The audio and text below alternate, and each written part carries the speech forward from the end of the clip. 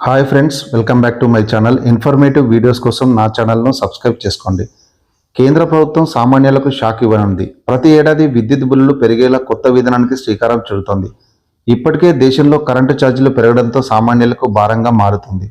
నెలవారీ ఖర్చులకు డబ్బులు సరిపోక అప్పులు తెచ్చుకునే పరిస్థితి ఏర్పడింది.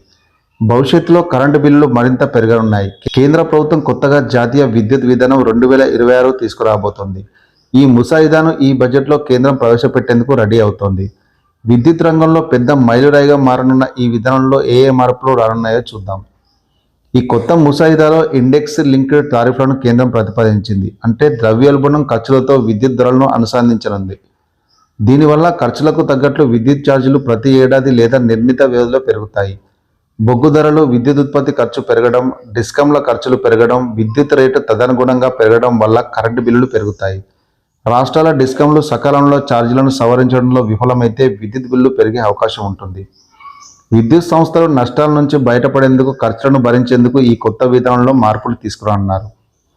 ఇండియాలో విద్యుత్ సరఫరా ఖర్చు సగటున యూనిట్కు 6.8గా ఉంది. ఇందులో పంపిణీ, ఉత్పత్తి, ప్రసారం, పరిపాలన ఖర్చులు ఉన్నాయి. అయితే అనేక రాష్ట్రాల్లో వ్యవసాయ, గృహ విద్యుత్ కనెక్షన్ల నుంచి తక్కువ ధరలకు వసూలు చేస్తున్నాయి. దీనివల్ల విద్యుత్ పంపిణీ సంస్థలు నష్టాలను చవిచూస్తున్నాయి. విద్యుత్ పంపిణీ సంస్థలు తాము చేసిన ఖర్చులను తిరిగి పొందలేకపోతున్నాయి. దీనివల్ల విద్యుత్ సంస్థలు నష్టాల్లో కూరుకుపోవడంతో అప్పులు క్రమంగా పెరుగుతున్నట్లు గణాంకాలు చెబుతున్నాయి.